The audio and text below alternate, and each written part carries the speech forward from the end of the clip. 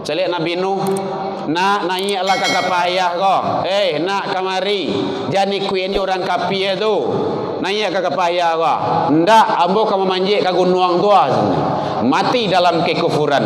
Didoakan juga nak. Dek sayang juga nak. Bismillahirrahmanirrahim. Assalamualaikum warahmatullahi wabarakatuh. Waalaikumsalam warahmatullahi wabarakatuh. Alhamdulillahilladzi ahyana ba'dama amatana wa ilaihin nusyur. Ashhadu an la ilaha illallah wahdahu la syarikalah wa ashhadu anna Muhammadan abduhu wa rasuluh sallallahu alaihi wasallam la nabiyya ba'da amma ba'du. Puji dan syukur selalu ke Allah.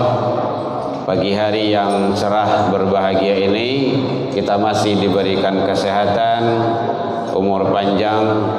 Alhamdulillah kita bisa hadir di majlis ilmu, diawali dengan pelaksanaan ibadah subuh. Selawat dan salam kepada Nabi besar Muhammad sallallahu alaihi wasallam. Allahumma shalli ala Muhammad wa ala ali Muhammad.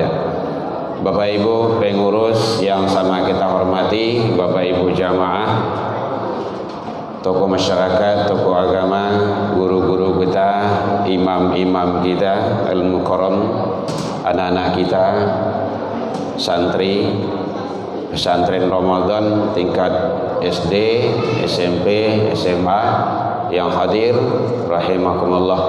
Awak baru orang sedanya kok? Ada 50. Panitia ada 50. Hah? 80? 40? Alhamdulillah. Kalau hadir ke 40 anak. Ya setidaknya perwakilan lah. Baik, pagi ini waktu kita tidak lama karena tadi kita sudah menikmati ibadah dari awal. Mudah-mudahan seluruh amal ibadah yang kita lakukan baik siang ataupun malam semoga diijabah di sisi Allah Subhanahu wa taala hendaknya. Dengan ketulusan dan keikhlasan kita melaksanakan ibadah tersebut. Jadi di sini ibadah kita lakukan adalah dalam rangka kita meraih ridha Allah Subhanahu wa taala. Apalagi sekarang di bulan suci Ramadan. Bulan yang penuh maghfirah, bulan yang penuh ampunan dari Allah Subhanahu wa taala. Maka mari kita perbanyak ibadah dalam rangka kita mendapat ampunan dari Allah Subhanahu wa taala. Tadi semuanya anak-anak Bapak ada sholat kan subuh? Alhamdulillah. Tapi sholat tidak boleh ribut ya. Jadi sholat ikuti dengan sebaik-baiknya. Ini kajian ini menambah ilmu dan pengetahuan kita. Ilmu untuk beramal. Beramal tanpa ilmu ditolak.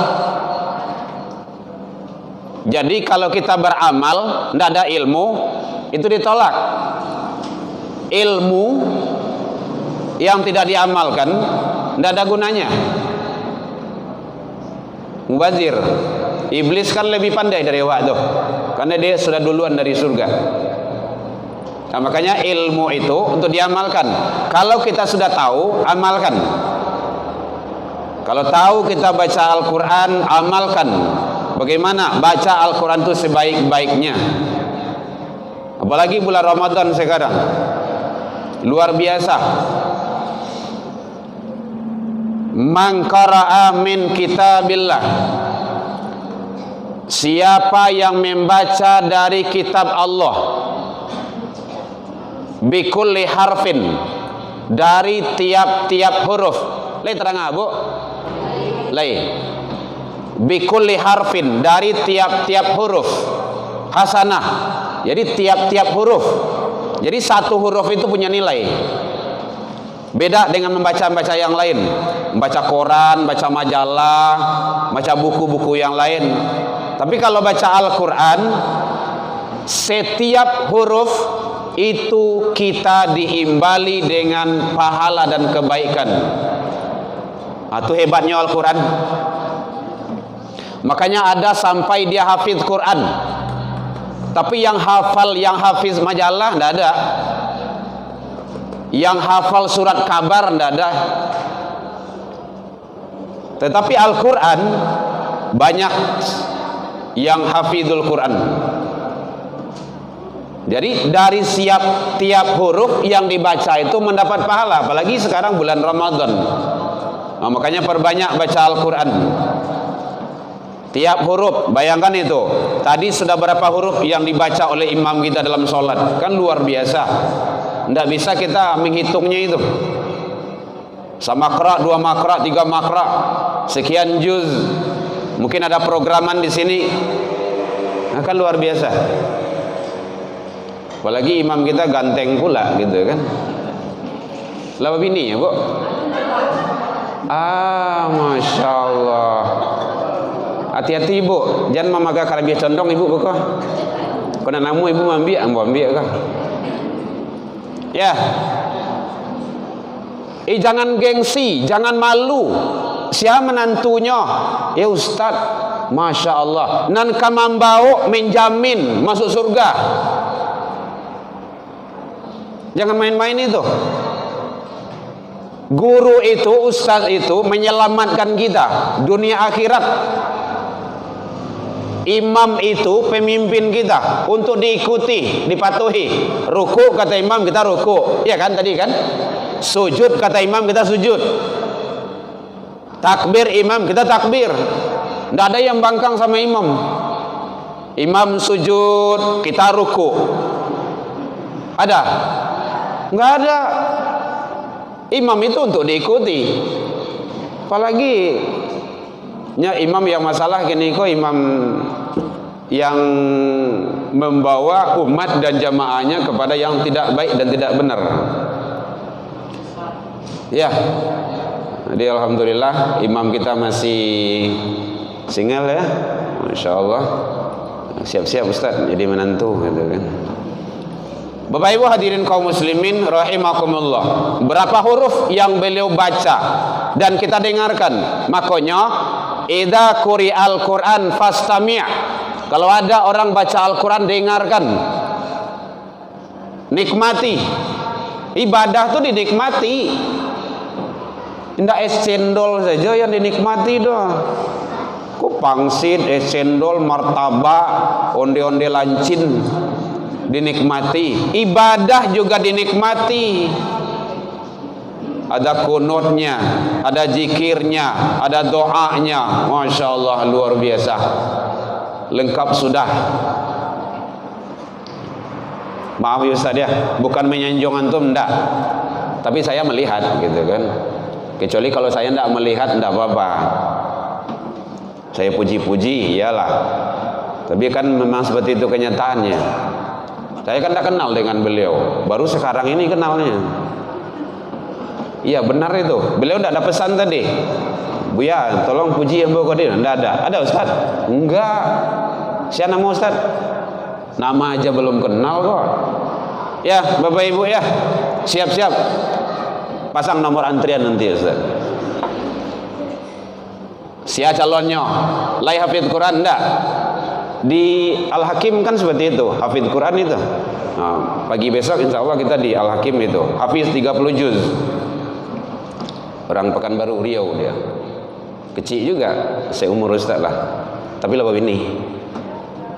Hadirin kaum muslimin, oleh sebab itu ternyata Al-Quran itu banyak manfaat dan nilainya, syifa, obat. Setiap yang kita baca dapat pahala. Semakin banyak membaca Al-Quran, semakin banyak pahalanya. Bismillah. Barangkali Bismillah itu. Bikulli harfin, dari tiap-tiap huruf.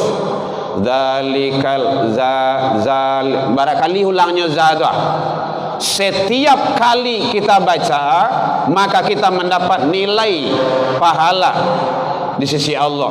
Makanya Bapak Ibu yang dermawan, bagi yang ingin berinfak, berwakaf, berikanlah Al-Quran. Ada piti awak bali Al-Quran, taruh di tempat orang yang baca Al-Quran. Nah itu kode penanya Al-Quran tu tak baca. Kenapa? Setiap huruf yang dibaca oleh orang itu mendapat pahala, dan kita ngalir pahala kepada kita sampai dia tahu, sampai dia faham, sampai dia hafal Al-Quran itu. Ini yang dimaksud man sanna fil islami hasanatan.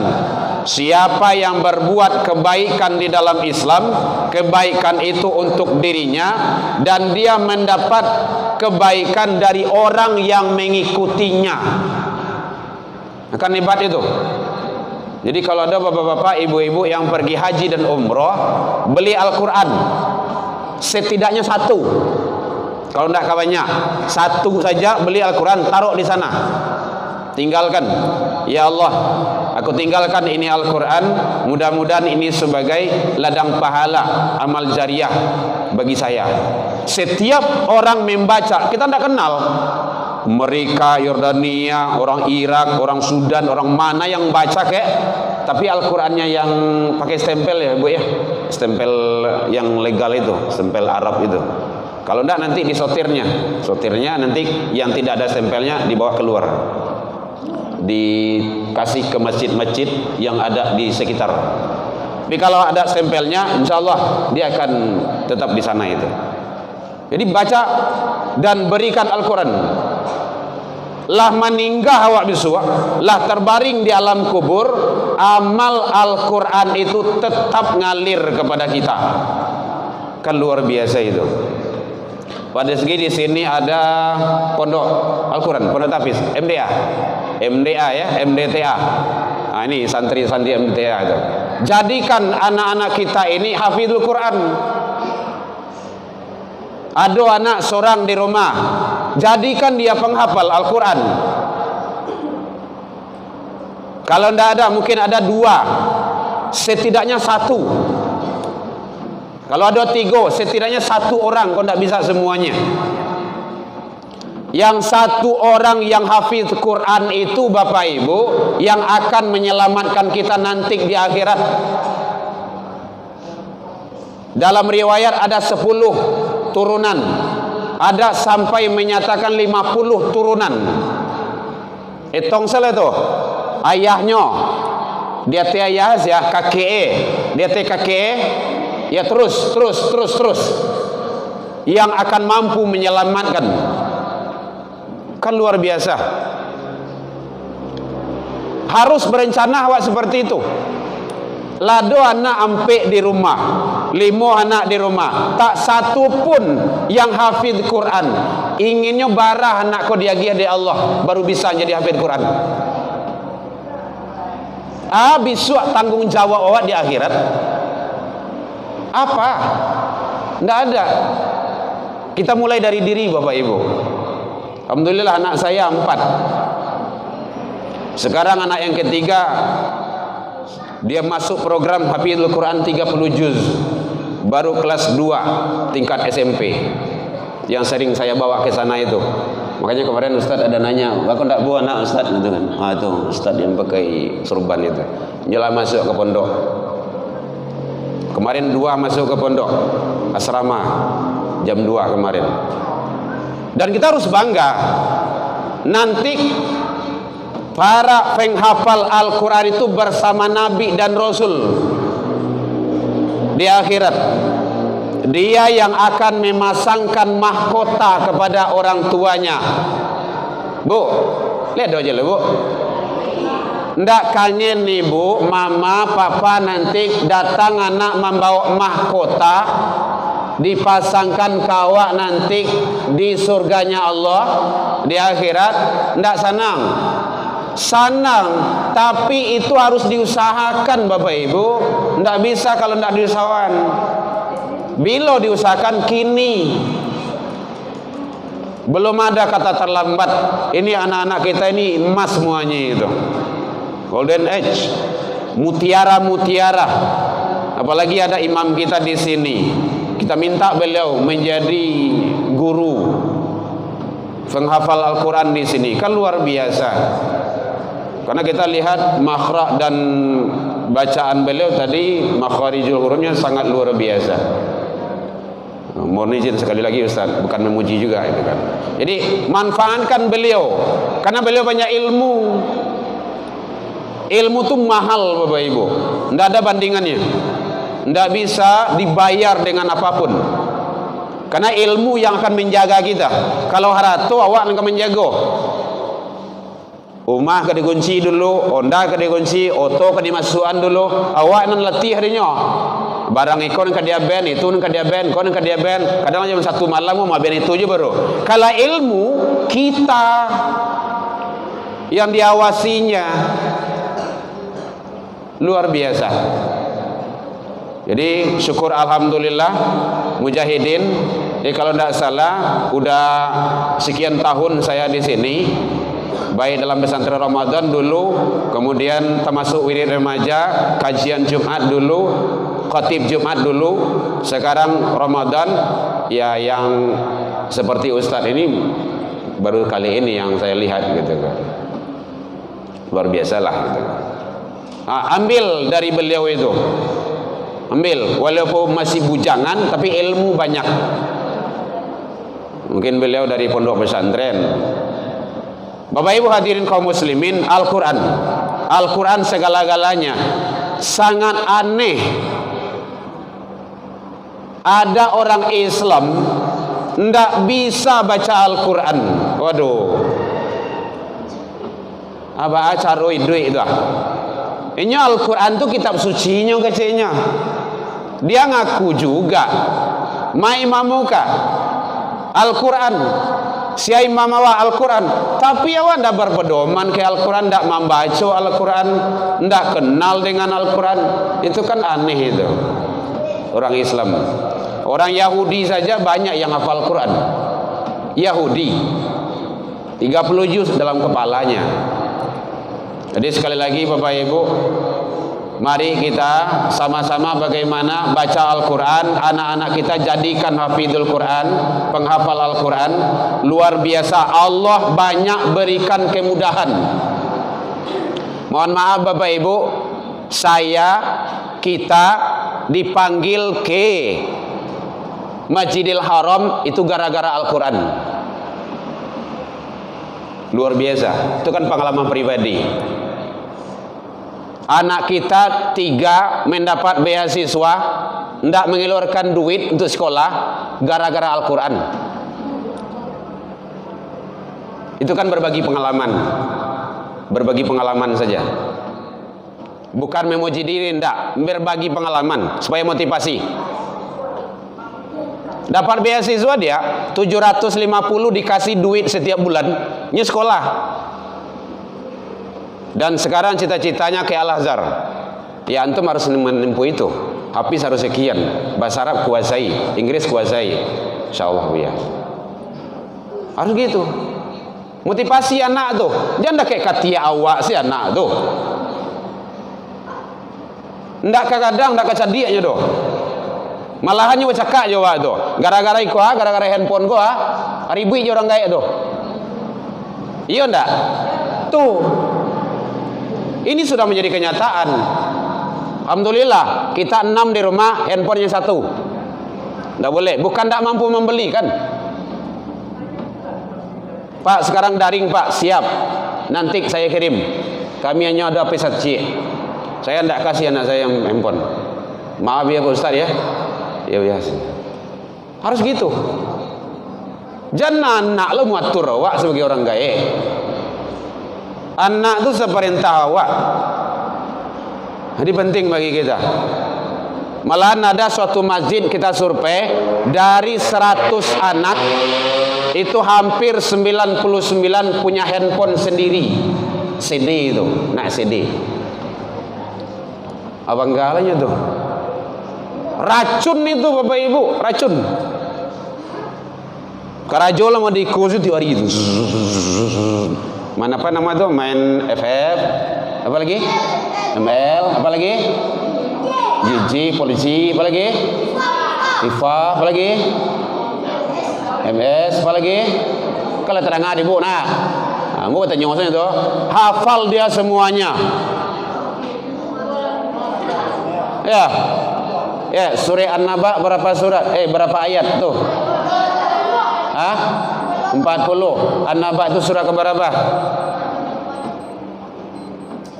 Coba kasudui handphone tuh hafal nyu sedoh itu. Itu racun, tantangan. Bukan tak perlu. Tetapi jangan sampai itu menjadikan anak-anak kita itu ternodai. Itu caranya. Ada YouTube, masuk ke YouTube, boleh. Masukkan kebaikan-kebaikan. Ada Facebook, masukkan kebaikan-kebaikan. Ada Twitter, masukkan kebaikan di dalamnya. Masukkan dakwah. Ada Instagram, masuk. Ada itu, apa TikTok? Apa namanya? TikTok boleh, Bu? TikTok boleh enggak? Enggak. Kenapa enggak boleh? Enggak boleh TikTok. Oh, banyak salah, banyak apa maksiat dalamnya. Awak nan salah. Mangga yang maksiatnya boleh ibu bukan nanti TikTok saya ya, Herman Tanjung. Itu ceramah isi sedo itu. Yang membuat anak-anak tafis dulu leh. Buya, bersiko HP Buya, kami buat TikTok. Enggak boleh. TikTok itu kan enggak elok dosnya. Buya, jangan salah. Masukkan ceramah Buya, apa yang ceramah pendek dalamnya. Beko kami follow beko sebenarnya kan. Hanya Buya itu. Isi dengan kebaikan. Tapi kalau maksiat, goyang-goyang yang awak anuan situ, yo salah, dosa. Wa taktumul haqq. Itu dalilnya tuh. Jangan kamu sembunyikan yang benar itu. Kini ada cik lagi kadibuan dan anak apa? Snack apa namanya itu? Snack video. Buan kan. Nampak kok masuk sedoes. Awak orang Yahudi membuat lah nyadoan. Kini awak maisi sudah bandai wala dah. Dia nak tu. Jangan tinggalkan nak lo. Jadi tolong sekali lagi Bapak Ibu, anak-anak kita selamatkan, tanggung jawab. Nanti di akhirat akan dihisap.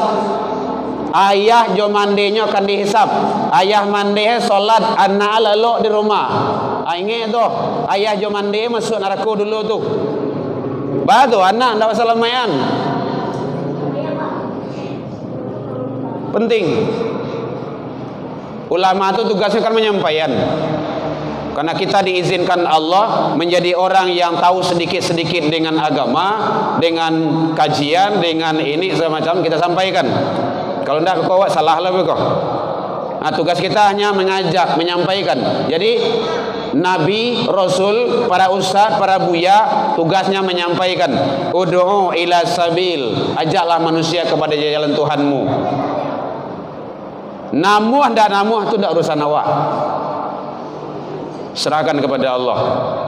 Calik Nabi Nuh, nak naiklah ke kapal ayah kau. Nak kamari. Jani kuin orang kapi itu. Naik ke kapal ayah kau. Ndak, ambo kamu manjik ke gunung tua. Mati dalam kekufuran. Didoakan juga nak. Dek sayang juga nak.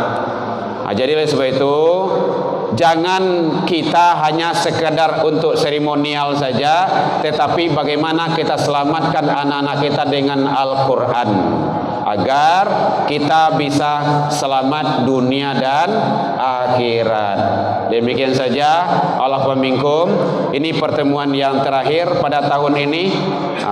Pengurus di sini itulah hebatnya. Malam tadi di Siko, subuh kini di Siko jo. Tempat lain adalah di Kodo. Biasa seminggu nyujaraan. Kondak 3 hari, kondak 7 hari. Buya bagi membawa sedih jadi Jawa. Iko malam tadi kini subuh. Itu jadi kesinambungan supaya nampak wajah itu tadi dingin besar. Setidak di akhirat bisa kita ketumpul dengan kebaikan-kebaikan Allah Subhanahu wa taala. Demikian saja. salah dan ganjanggalnya kepada jemaah, kepada pengurus, kepada Dusana Sikosadonyo, mohon dimaafkan yang indah pada tempatnya. Lain dimaafkan Bapak Ibu hadirin. Kalau Allah izinkan kita ketemu pada tahun yang akan datang. Kalau umur panjang jo. Kalau tidak, semoga Allah memberikan taufik dan hidayah dan ampunan kepada kita bersama menuju ridha Allah Subhanahu wa taala. Ila liqa fastabiqul khairat wabillahi taufik wal hidayah. Wassalamualaikum warahmatullahi wabarakatuh. Ya Nabi salam alaika, ya Rasul salam alaika, ya Habib salam alaika, salawatullah alaika. Gimana ke sana awak lagi? Tapi salam juga ya, salam ya.